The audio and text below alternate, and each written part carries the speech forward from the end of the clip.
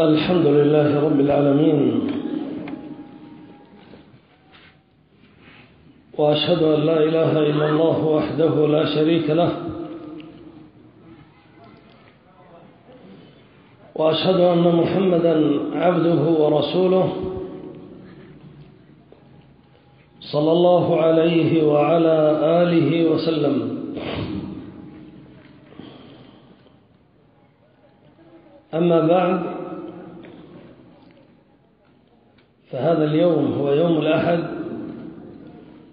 23 من محرم لعام 1436، ونحن في مسجدنا المبارك في دار الحديث بمفرق حبيش.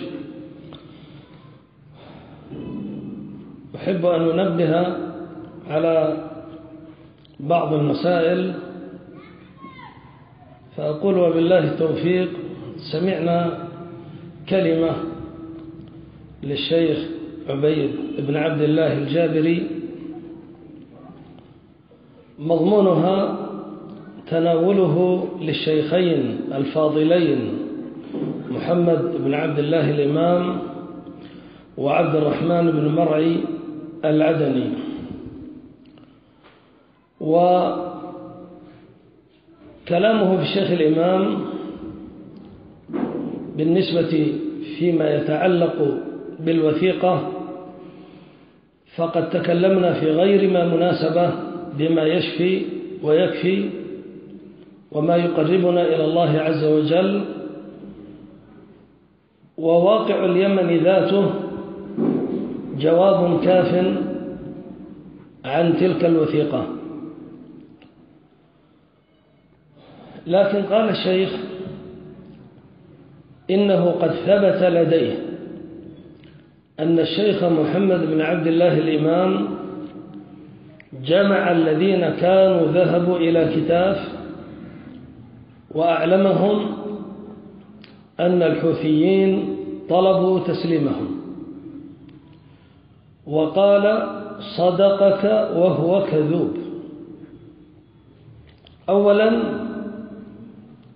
اتصلت بالشيخ الإمام في هذا اليوم وسألته عن هذا الأمر، فقال هذا كذب، ما حصل قط ولا استدعيتهم، وهم مجموعة من الطلبة هادئون، ولم يحصل أن استدعيتهم قط، ونفى ذلك نفيا تاما. فعلى هذا ليعلم الشيخ أن الناقلين إليه غير صادقين. وقوله صدقك وهو كذوب كبيرة والله. اتق الله يا شيخ.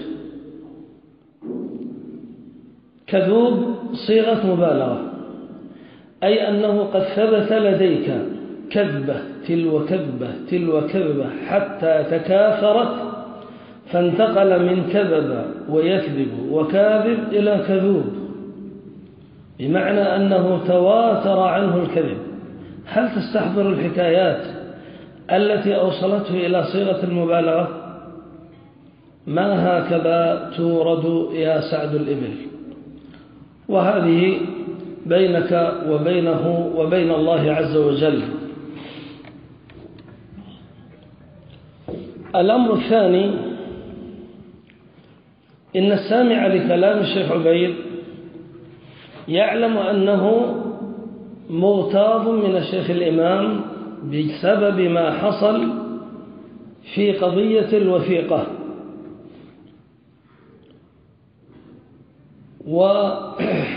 وغضب منه وساءه وتكلم وجرح فيه بسبب الوثيقة. ولكني أقول لكم الأمر ليس هكذا. الشيخ عبيد ليس براض عنه ولا عن مشايخ أهل السنة من قبل الوثيقة، ويقول بيتي حرام على الشيخ الإمام، يعني عندما جاء إلى الحج ولم يذهب إليه أن بيته حرام عليه. استمع، في حج عام 1434 في الحج قبل الماضي كنا في المدينة أنا والشيخ الإمام والشيخ الدماري والشيخ الصوملي، وأظن الشيخ عثمان السالمي كان معنا، والتقينا ببعض المشايخ وطلبنا من عرفات، وأظن إن لم تخن الذاكرة أن محمد غالب كان معه، أن ينسق لنا زيارة إلى الشيخ عبيد الجابري. فذهب ورجع وقال الشيخ يعتذر لأنه مريض. هذا في النفس ما فيها، نحن قادمون من بلد آخر، ومشايخ المراكز مراكز أهل السنة في اليمن، ولو كان مريضا إلا أن يكون مرضا لا تصلح معه الزيارة.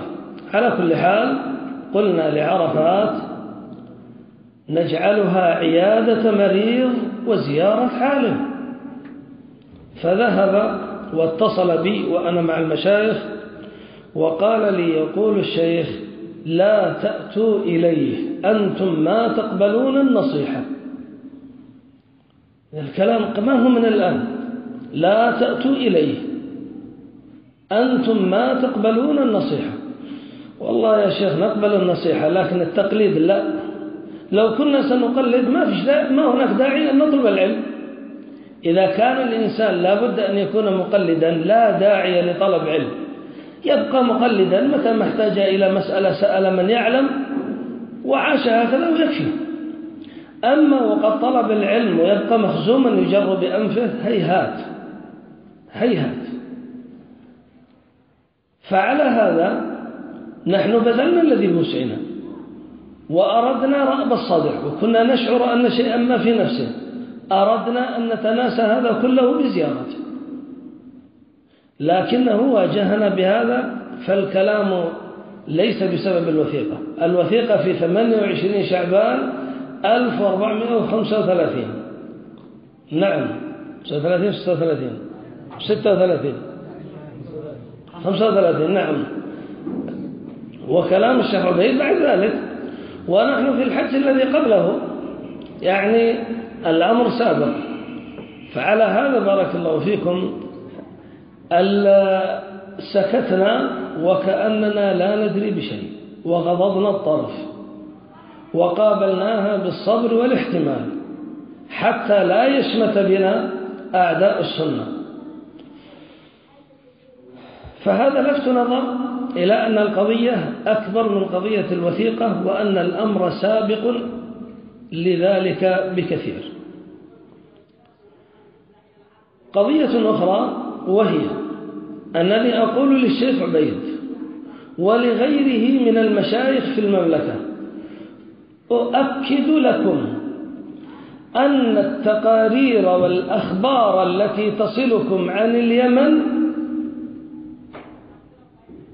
تفتقد المصداقية والواقعية.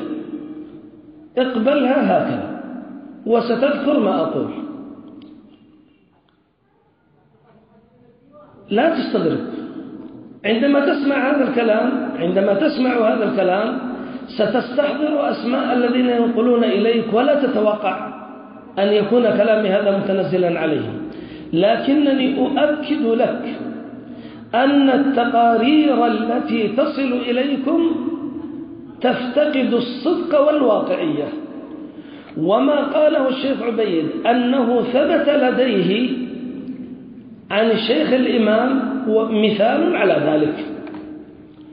وعندما تنزل منكم بعض الفتاوى مبنية على تقارير وصلتكم إلى اليمن، والله يستغرب طلبة العلم من الكلام الذي ينزل منكم، لأن واقعنا يأباه ولا يتفق معه.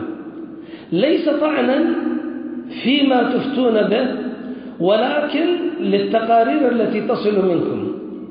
نعم بعض الكلام في تحمل كما سمعتم، لكن كثير من الأشياء، ولا أحب أن أخوض في التفاصيل أكثر، لكن أؤكد لكم أن الأخبار والتقارير التي تصل إليكم من اليمن مغلوطة ويغرر بكم الناقلون.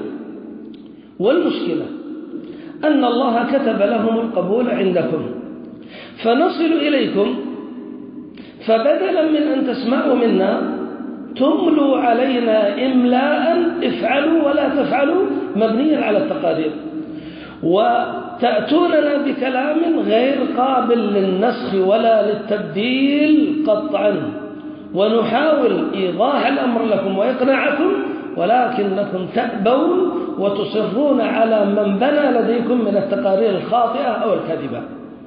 فلهذا ماذا نفعل؟ ما كتب الله القبول عندكم، ما كتب الله لنا القبول عندكم، فتحتم آذانكم لشباب، والقائمون على الدعوة في اليمن لم تلتفتوا إليهم، فتحملوا نتيجة أن الكلام الذي تبنون عليه، أن الكلام الذي يصدر منكم لا يكون له الصدى الواقعي، لأن الناس يقيسونه على الواقع فيجدونه خلاف ذلك.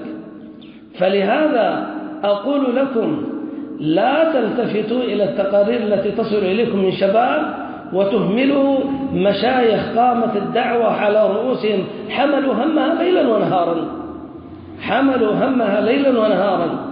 نعم، ليست النائحة الثكلى كالنائحة الساجرة.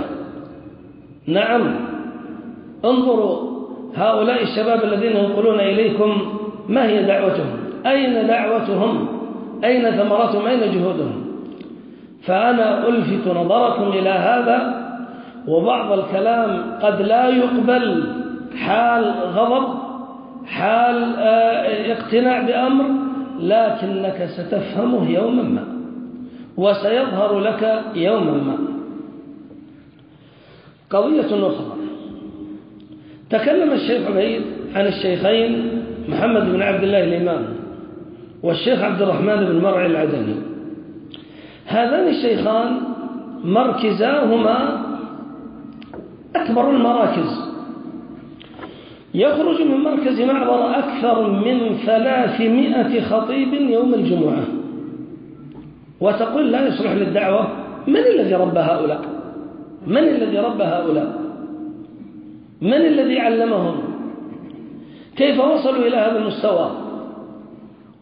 إضافة إلى أنهم قائمون بدعوة غزيرة وعظيمة جدا، فكم من طلبة للعلم تفرقوا في البلدان وثبتوا في بلدان أخرى، بلدانهم وغير بلدانهم، خرجوا من دار الحديث بمعبر. سل الجبال اليمنية والشعاب والوديان والقرى والمدن لتنبيك عن محاضرات الشيخ الإمام الذي جاب فيها اليمن شرقا وغربا وشمالا وجنوبا.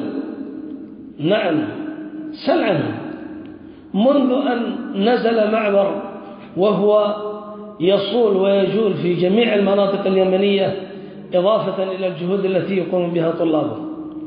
الشيخ عبد الرحمن العدني كذلك، خطباؤه الذين يخرجون من مسجده منهم من يذهب إلى يافع وإلى أبين وإلى لحج وإلى الضالع وإلى غيرها، يتصل بمركزه أكثر من 100 مسجد في عدن ولحج، طلبة بعقول راشدة وأخلاق وآداب ورفق ولين وهدوء، ما عندهم تثوير للناس ولا عندهم إخراج للناس عن واقع الدعوة السلفية، ما هم أهل فوضى ولا أهل قلاقل ولا أهل فتن. جاء هذا من فراغ؟ جاء هذا من فراغ؟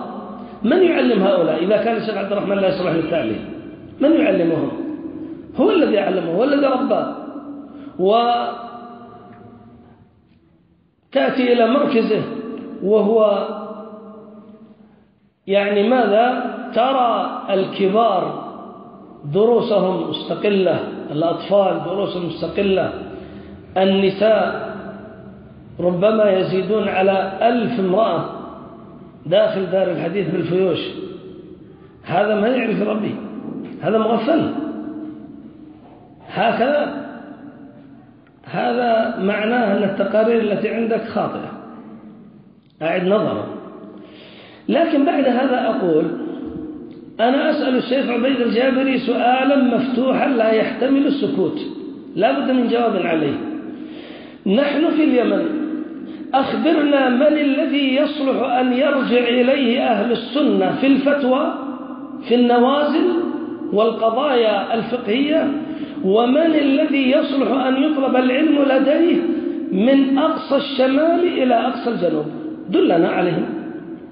أخبرنا من هم علماء أهل السنة الذين يرجع إليهم أهل السنة وأنت في نظرك أنهم يصلحون مراجع لأن يطلب العلم عندهم من أقصى الشمال إلى أقصى الجنوب. هذا السؤال نطلب جوابه.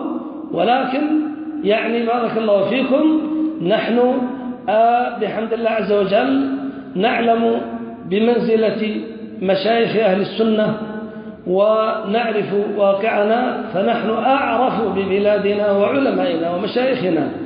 ولكن هذا السؤال نطرحه ونلح في الجواب عليه: من هم الذين يرجع إليهم في اليمن في نظره من أقصى الشمال إلى أقصى الجنوب؟